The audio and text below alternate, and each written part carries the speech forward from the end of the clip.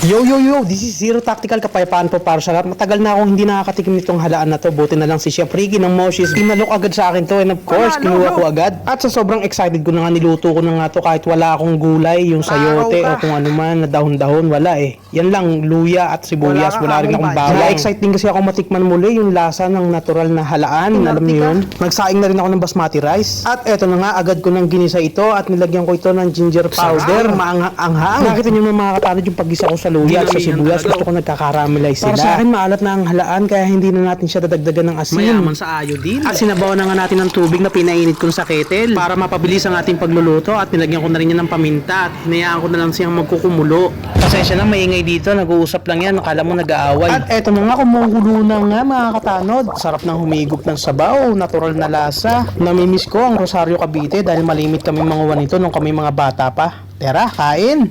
Busog agad.